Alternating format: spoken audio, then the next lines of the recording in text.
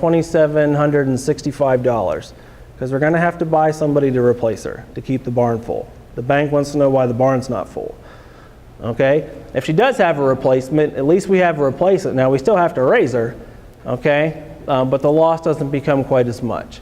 So first lactation animals that have bull calves and they don't make it through the first 60 days are huge, huge losses. Okay? And if it's more than, if you're losing more than 5% of them in the first 30 days, you really need to have someone work it up and figure out why.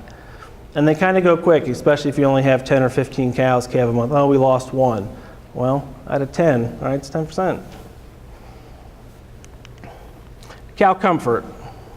I think a lot of this has been,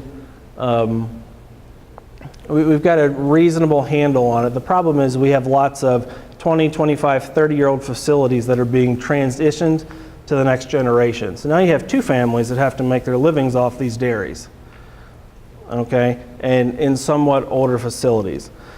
So to give you an idea maybe what you should or shouldn't be looking for, I use this cow comfort index and it becomes really simple because we can make the recommendation, oh, your stall's too hard, or there's not enough room for them to give up, and farmers hate that. I went through this with my father. 25 years ago, we built this barn and it was the exact to the Penn State specs. I'm not changing it. Oh, okay. We now know they need to be quite a bit bigger. So I did this on our dairy. This is not our farm. But 85% of our cows, so we take the total number of cows lying down, okay, plus the total number of cows, divide that by the number of cows lying and touching. So what we're trying to get an idea of is how many cows are in the stalls but not laying down.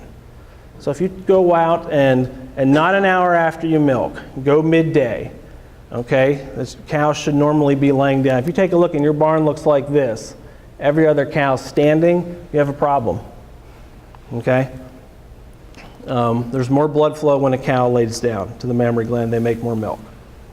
So, and they also get up to eat less when they're uncomfortable. So I have a time-lapse camera and we can look every hour. I took a picture and I did the counting, and there was only 2 periods out of a 24-hour period where we had over 85% of our cows that were in stalls were laying down. That's pretty powerful. So I can show that to a dairy farmer, and that's up to you if you want to fix it or not. I'm not going to make you do it, but this is pretty telling. Okay, when your barn looks like this, you have an issue you need to work towards. So feed management, we talked about this, and it's going to keep coming back, but adequate feed available greater than 20 hours a day. So if you milk 3 times a day, all right, it's probably an hour to an hour and 15 minutes they're away from the pen, you're there. You're basically there. 4 hours is about the max amount a cow can be without a feed before you hurt production. So 4 times a day, we go to China and we watch them milk 4 times a day, and the cows walk half a mile to get to the milking parlor. Okay, and they wonder why they don't milk any better. So, and then refusals. Early lactation cows, 8 to 10% every day. Mid-lactation cows, you can be a little bit tighter, 5%. Now, the percent is important. When you have that percent is more important. You can have 5%, but if it's at midnight, okay, and you don't feed again until 6 o'clock the next morning, they're out of feed. Okay, and you don't waste these. There's animal groups on the farms, far off dry cows, okay, pregnant heifers, you can use that feed. Okay, so this is a barn. I have a video, but I wasn't going to take the time to show it. This was and it happens on farms. I think to me it's still the greatest opportunity on most dairy farms is feed availability. I go to farms 10, 11, 12 o'clock at night because they swear their cows don't run out of feed, and they're out of feed, and then I call and get whoever out of bed at midnight or 1 o'clock in the morning. Hey, your cows are out of feed. And they get mad. But you told me they weren't out of feed. So then they came out with these cameras, and you don't have to go visit cows at midnight anymore, but I still do, because I enjoy the phone call and it makes a point. But this is, these cows, okay? These cows here, this is what the bunk looked like at 8 o'clock at night. This was 3X on BST. The complaint was the cows are skinny and they don't make any milk. Okay? Somebody ought to feed them, you're exactly right. And it's interesting, this is the high producing group of cows. Okay? They didn't get fed for roughly 10 hours. Okay? They're out. And the number of consultants that went to look at this farm and said the cows look okay is mind-boggling. This group down here that has lots of feed, this is the special group. There's some show cows in here and some high genetic animals in here, okay? They had plenty of feed. I thought it was kind of interesting. That farm didn't like me very much. They're out of business. It was bought. They went bankrupt and were sold again. So this is approximately 5% here, okay? And that was pushed in, all right? That's what's going to get removed. It gets used at the heifer groups on this farm, okay? Breed influence on milk components and milk price. This is always a conversation starter when I go to a farm and there's a lot of jerseys or crossbreds, okay? And we go into talking about how you're going to make more milk or create more money, and it comes down to, well, I have crossbreds, their components are better, or I have jerseys, their components are better. Yes, you have to understand, and you see it in hordes or progressive dairymen, they compare a Holstein making 65 pounds with a 3.5 and a 2.9 to a Jersey making 60 pounds with a 4.5 or a 5 and a 3.5. We don't see that anymore, okay? So I did this on a farm that had roughly 30 Jerseys and 100 Holsteins. And the Jerseys are pet cows and they're show cows and they win the farm show and blah, blah, blah, blah, blah. They can't pay their bills, okay? I wish it was a little bigger, but we looked at their Holsteins in their herd were averaging 85 pounds, okay, with a 3.7 and a 3.0. And the Jerseys were 60 pounds, a 5.2 and a 3.4. Hey, not too shabby. Actually, they have some good Jerseys. I shouldn't paint them as they were pets, and they did take good care of them. We looked at their milk, and then we also adjust for the dry matter intake. Okay, so the Jerseys actually cost right around $1 less to feed per day. Okay? So then the milk income per day, we already went how to do that. It was $15.88 for the Holsteins and $14.29 for the Jerseys. Okay, so in your head, the Jerseys are eating less. All right, they're making a little bit more milk. We know that. Is that enough to make up for it? No, it's not. The income over feed cost for the Holsteins was $10.38, and for the Jerseys it was $9.79. Okay, so on this farm, Holstein versus Jerseys, and we were using, this was DA, we did this back in April. Okay, and the price was pretty reasonable back then. So what you really have to do is I like to step back and look at it for the year, see what the rolling fat is and the rolling protein. Gives you an idea of how much they're making over the course of the year. This farm down here over on this side, you can see there's 3 different strings of cows in this farm: Holsteins, crossbreds, and then a different line of crosses. Okay, so we figured out the number of cows in each string. Okay, and we were looking at, our goal in this farm was to grow the Holsteins, but a year later, it was the crossbreds and this other line that was actually increasing. That wasn't our goal. Well, that's just kind of what happens. If the answer is we keep crosses because, oh, they're more hardy, or they get pregnant easier, or they fit our barn better, you need to look at your facilities and try to find a way to make the Holsteins fit in. That's what this farm did. Here's the difference in income over feed costs. Okay, there's some somatic cell counts were the same. Here's the components. The Holsteins were 3.7 and a 3. The crosses were 4.2 and a 3.2. And the third string was 4 and a 3.3. And we figured out the cost per day to feed them, and then the income over feed cost. This farm made the conscious decision to move away from the crosses. Okay, we're actually able to carry roughly 25 less cows.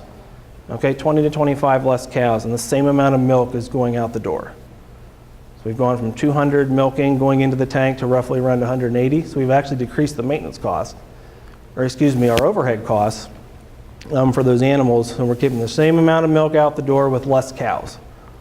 Good. So now the goal is to get back up to 200 and make more money. But this gets missed sometimes, and the Jersey breeders and the Jersey Cattle Society, they don't look at the income over feed cost. You usually won't see that in a hordes or a progressive dairyman. But where you do see Jersey dairies or crossbreds, it's in California or Florida. Okay, it's not based off our, the way we price milk in the Northeast region. Those are some fun conversations too. I think you should sell the Jerseys because they're always somebody's pet. Question. Yeah. Was there grazing involved in this farm? Yes, there was. Yep, and this was from April, so the cows were out. So this was a snapshot, and we did a comparison across the year. Milk price wasn't so hot then either. That's per pound of fat, protein, and other solids.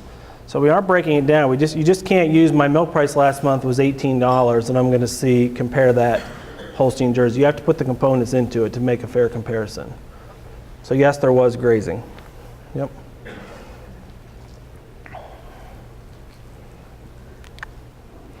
So now we'll talk about some forages. We finally got there, okay, half hour into it. But the forages become, those other things are all just as important as the forages, okay? And that's what gets frustrating about dairies. All these things are intertwined and they all work together. So sometimes farmers get frustrated because they visit their farm and you need to do this, this, this, this, and this. Understanding, if you just do this and this, all the other you're going to hold back all the other areas. Okay, they're all intertwined. If you can't get your repro fixed, forages are important, but it's not going to be enough to push you over the edge. Okay, it's only how quick you can move animals through the cycle. Same thing with cow comfort. If they can't get up and eat, the greatest forage doesn't matter. Okay, so this was just going through and looking at forage inventory because it becomes a driver of milk per cow per day. Fit your cropping plan to meet the cow demands. Okay, we come up with how many cows do we have, how do we need to feed, how many acres do we have, and what's our anticipated yield. Okay, and then can you manipulate your cropping program to get enough forages to feed those cows all year long? Or more importantly, can you manipulate that so you have enough corn grain per year? Okay, double cropping to meet the energy needs of the cow. Can you go to a double cropping strategy and then eliminate your purchased corn? Okay, especially in years 16. We had challenging milk prices and drought, Adams County, Juniata County. We were purchasing corn and corn silage on a lot of farms. That was enough to flip the mentality of some people that we need to get rid of the alfalfa and move to a triticale or some type of small grain silage so you can grow more corn, raise more of your energy on your farm. Okay? And then your crop strategy to increase crop sales. And this is an example of a farm we did this on. Okay, so this was their production acres in 2016 and 17, and this was the modifications. So we increased their corn silage 50 acres, removed all the alfalfa silage. They had 50 acres. It was just enough to kind of be a pain. Okay, we had half a bag, and they had to feed it for 2 months out of the year. It didn't keep very well. And the thing was they were short on corn too. So they were already doing some triticale. We increased that by 65 acres. So doing that, then we had enough small grain forage to complement our alfalfa silage, and they could make it all year long. That, in turn, let us grow more corn. They actually stopped growing barley. All right, and I visited this farm because every summer they went through a big milk drop, running around 76 pounds to 70 pounds. And you start asking questions, what happens? Well, we sell, by that time we've had to sell our corn or we've used it all up, and we feed all barley. Barley is not corn, all right? The energy is significantly different, okay? They were still able to keep some soybeans, and they kept their grass hay the same it was. Through this strategy, they were actually able to increase their total acres because of double cropping strategies, and then crop sales were still basically the same. Okay, and we've created a scenario where they don't have to sell their corn grain for cash flow, and they were able to stop using barley. So this is what happened on this farm. Blue is 2014. This is milk production over the course of the year. All right, had this drop in the summer. 15 is orange. They'd plummet. Purple is 2016, and the yellow is 2017. All right, through modifying their cropping program, having enough corn, eliminating the barley and replacing it with wheat to actually keep the crop sales up, they were still able to maintain their crop sales. Okay, we were able to decrease purchase grain, and the milk production stayed the same. This is the farm I showed you from the very first cash flow analysis. So this was able enough that we were able to show the bank, hey, this is the farm's milk, because when you have this big drop, 7, 8, 9 pounds in the summer, it makes your average per year look pretty poor. And we were trying to convince them we could maintain that herd average. And we did. And the bank said, okay, we believe your cash flow plan. We'll go with you. Good. So just an example of going through and figuring out how many animals you have to feed, the acres you have available, and what crops you should use. There's people in this room that can help you with that. I'm still struck by farms I go to, and every year we run out of corn silage June, July. Well, maybe we should look at that, okay? And they have plenty of acres. That's the other kicker. 100 cows, 200 acres, and we run out of corn silage. Well, maybe it's time someone sat down and we should go through that, okay? Okay, forage stuff and silage quality and impact on nutrition. So what I did, this is the number part. Cumberland Valley Analytical Services, I took all the samples they did from 2015, 16, and 17, okay, and aggregated them together. So I had 55,900 corn silage samples, right around 14,500 alfalfa silage samples, and 1,800 triticale samples.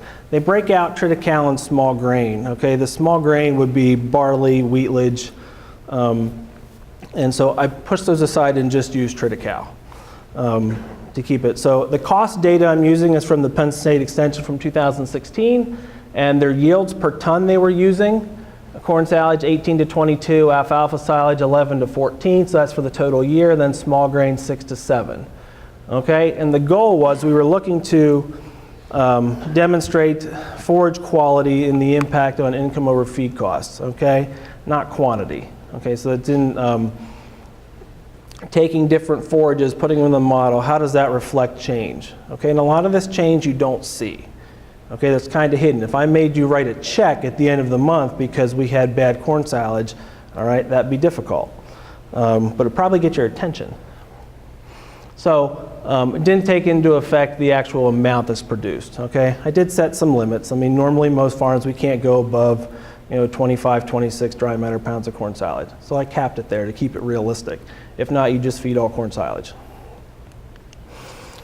So this is what it looks like.